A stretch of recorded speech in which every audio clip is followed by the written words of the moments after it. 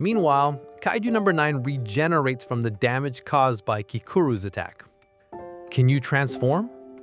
No, I've tried everything to transform, but I keep failing. Wait a second, could Kaiju number 9 be the reason for this? Just then, Kaiju number 9 launches an attack, but they both successfully evade it. Kafka, I'll engage Kaiju number 9 and pin it down. While I have its attention, you try to transform. If Kaiju number 9 is somehow blocking your transformation, you should be able to do it while it's recovering. I hate to admit it, but to defeat this monster, we're going to need your power. The two of them launch a coordinated attack on Kaiju number 9. In response, Kaiju number 9 splits in two and strikes them both, injuring Kafka. Kikuru, however, is still managing to hold off its assault. Suddenly, Kaiju number 9 strikes from the side, landing a clean hit on Kikuru, leading it to believe she's been defeated. But just as it assumes victory, Kikuru reappears, shattering the weapon sprouting from its body.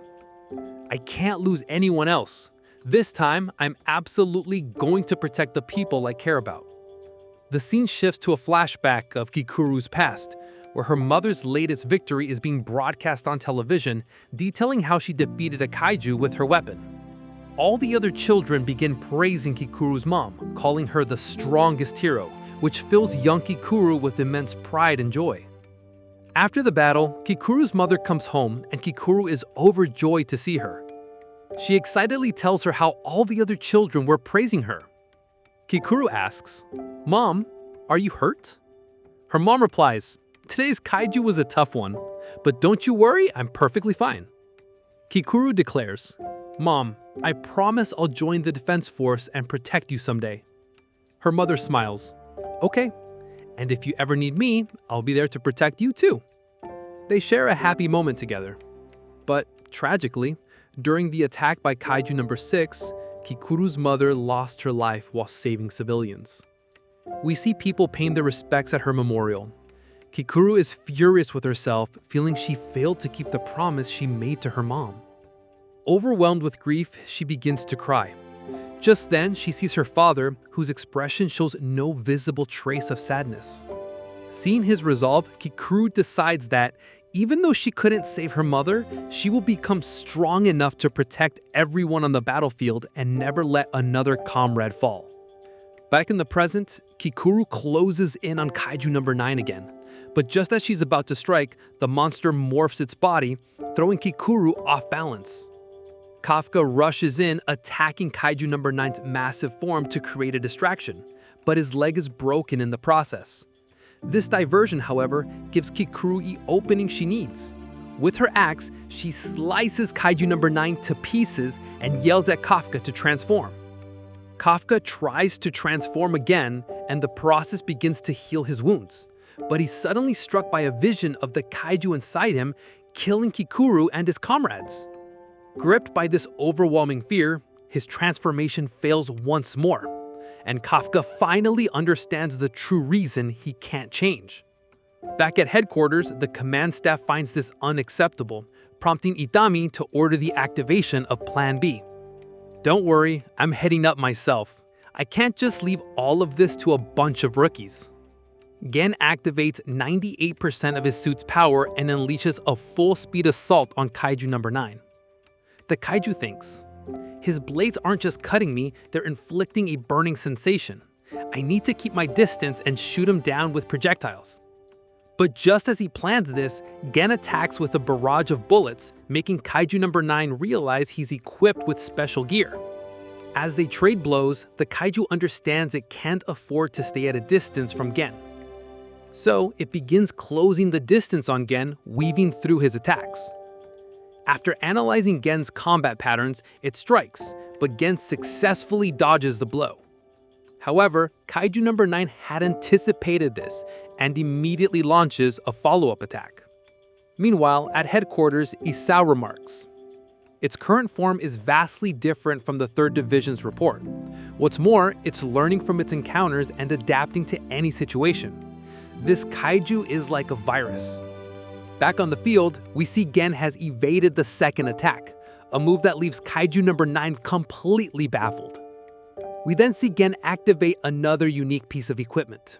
His eyes begin to glow like a kaiju, and he punches a hole straight through Kaiju number 9. The kaiju thinks, I thought I had learned to read all of his attacks, but what is this? Why can't I dodge him?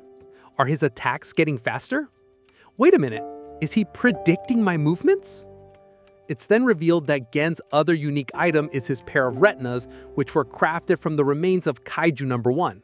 This kaiju possessed the form of future sight, allowing it to detect brain signals and predict an opponent's next move. Gen is now using that same ability. Using this ability, Gen locates Kaiju number 9's core and shatters it with a single decisive blow, to the elation of everyone watching. Meanwhile, the Kaiju number 9 fighting Kikuru and Kafka completely regenerates from her attack and strikes back, severely injuring Kafka. Kafka thinks, I'm terrified that the kaiju inside me will take control and I'll end up killing my own friends. So that's what's holding you back. But are you underestimating me? How dare you underestimate Captain Mina, Vice Captain Soshido, and the rest of our comrades? And most of all, you're underestimating yourself. We are the defense force. Stop selling us short. As Kikuru continues to battle Kaiju number 9, Kafka realizes the truth in her words. He understands that even if he lost control, he could never harm Kikuru. She's far too strong for that. Finally placing his faith in his friends, Kafka initiates his transformation into Kaiju number 8 again, and this time it's a complete success. Elsewhere, the other Defense Force members are dealing with the remaining kaiju. They receive word that Kaiju number 8 is ready for combat, prompting Director Isao to order the start of the operation's second phase. Kaiju number 9 immediately senses the presence of Kaiju number 8. In response, it uses its power to revive its fallen comrades and transforms its own body into a more powerful form. I can't believe it still has this much power in reserve. Kafka turns to Kikuru. Thank you for snapping me out of it. I might not trust myself completely yet, but I have absolute faith in you. Can you handle these smaller kaiju behind us? Consider it done. But you'd better win this fight against number 9. If you don't, I'll finish you off. Kafka begins advancing on Kaiju number 9. The monster taunts him. I should thank you, Kaiju number 8. Fighting you that day showed me my true potential, and now I can finally kill you. Kaiju number 9 ensnares Kafka and unleashes a furious assault, but Kafka quickly retaliates, ripping the core right out of its monstrous body. Wait a second, number 9 thinks. This is just a minion's core. No matter. I'm certain your core is hidden inside of this form somewhere. As Kaiju number 9 attacks again, Kafka thinks. After my fight with Director Isao, I realize I haven't been using Kaiju number 8's full power. But now I can finally control this body properly. Dodging the attack, Kafka scales a nearby building, launches himself into the air, and lands a great distance away. Kaiju number 9 instantly catches up to him. Breaking free from its grasp, Kafka takes flight once more, rocketing towards Kaiju number 9 at incredible speed. Kaiju number 9 realizes that Kafka is a completely different fighter now. We see Kafka's devastating attack connect, blowing Kaiju number 9 into smithereens and stunning everyone watching.